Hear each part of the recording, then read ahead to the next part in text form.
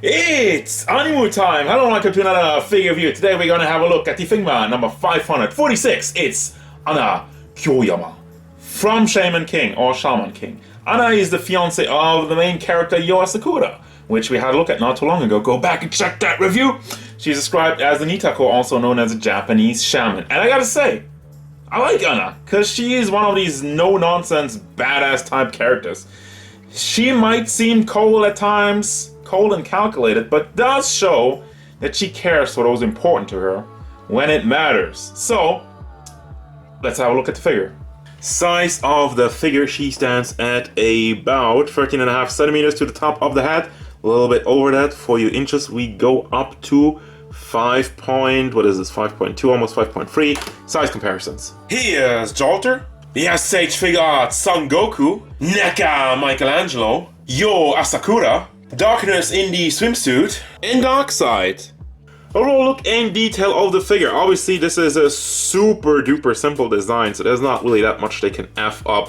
I love the proportions. It's really accurate to the source material. Kind of have like the bigger feet and fairly big hands, and also the big hands. Kind of reminds me of My Hero Academia in the same vein. If you're not familiar with Shaman King, that's definitely how it's supposed to look. Face sculpt kind of has this, I want to call it a resting bitch face, and I don't want to be disrespectful or mean, but that's kind of like what it is, isn't it? The hair sculpt has a bunch of detail, also like how it's flowing off to the side over here. Cut up in this spot, which is not the greatest look for it, but I guess you have to do it somewhere. Can I actually move this together? Yeah, this doesn't line up completely. And then you have the scarf, which is used as a bandana. There's a different aspect of this. There's a bunch of parts to swap around to give her a different look. But yeah, you do have the scarf as it is at the beginning of the show with the big flappy parts in the back. Then you have the simple black dress, not really much going on over there.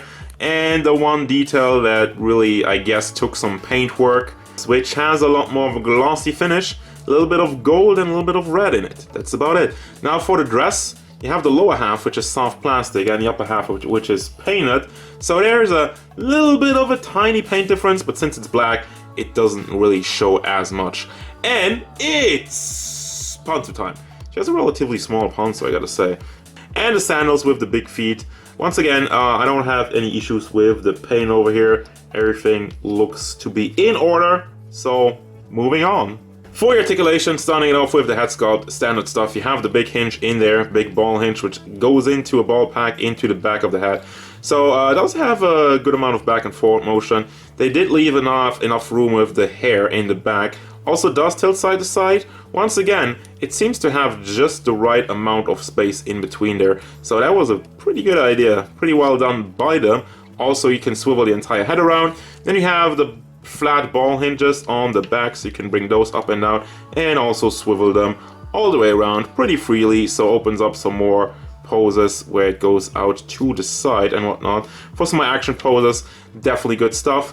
The shoulder is the exact same as usual. You have the ball hinge, which ends on another ball, so you can rotate that, bring it back and forth and shift it a little bit, and then you have the big ball hinge to bring it up and down, and you can also swivel it on here. Obviously, then you have the simple ball hinge in the elbow, another flat ball hinge if I can get it right in the right direction. This is another one you can rotate, but be careful not to break it off if you have it like in an awkward position. But as it is, it goes up, and then another ball hinge in the fist goes up and down, and you can also swivel that one around, no issues there. The chest area is fairly nimble, doesn't really leave any gaps. I think it looks clean, goes side to side, can be rotated around, swiveled around. I can't decide if I want to say swivel or rotate. And also back and forth motion is decent. Now for the hip part, you see, can you pull this one out? No. You can rotate the entire hip part, and then the leg just kind of pops off. So let's get back to that. Also, you do have the skirt, which is cut up, but they really left a lot of plastic in here. So it's still kind of blocking it, but the good news is you don't really have any gaps. Even if you get it all the way up, which is as much as it gets, because then the thick plastic kind of pulls it back down, but it's decent, and like I'm saying, it looks good. Also goes to the back, and you can also rotate it on the ball in there, no secret. Then you have the ball hinge in the knee, and another fairly big ball, actually not a flat ball hinge, but just a round one, to cover up for the feet. And I like that they did that, Because usually I also have like the flat one over here, but I guess they just took a round one, which I think just looks better and doesn't leave any gaps. Also does tilt side to side in a bit more of a weird angle because it is the big ball hinge, but you can do that. And you can also rotate it at the ankle, I guess, can swivel that one around if you want to. Now for the accessories, you're getting quite a lot. First and foremost, you have the faces, like the one angry face and the other smiling face. This looks really smart, I like this one. Then we have the 1080 beats, which is not movable whatsoever. By the way, like the beats around her neck are also connected to the figure. You cannot really take this off because I guess it's glued on in certain places.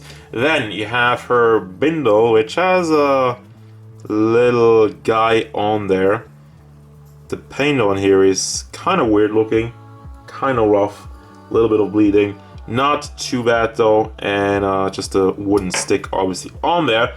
Then you have the scarf to wrap it around the neck, and with that of course comes a different hair sculpt where you don't wear the scarf on top of the hat, so you can make like the whole different mode of the character. Then we have the open and the closed version of the Ultra Senshi Ryaketsu. If I mispronounce that, you can roast me in the comments for it.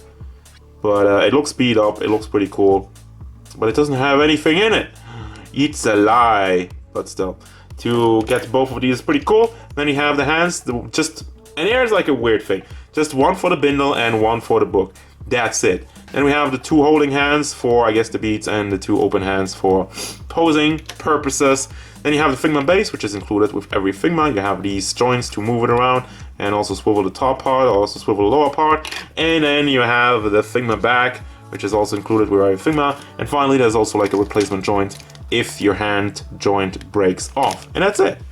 Final thoughts, and if you're wondering about my voice, I'm recording this a day later and the cold got worse, so that's what I'm sounding like. Apologies. Anyway, I wanted to put her in the alt mode before I end this, and I mean it looks good, works very easily. The one thing I gotta mention though, that head articulation with the scarf around the neck is basically non-existent. You get like a little bit of back and forth wiggle motion, but that's about it. Back and forth like that, you know, that much.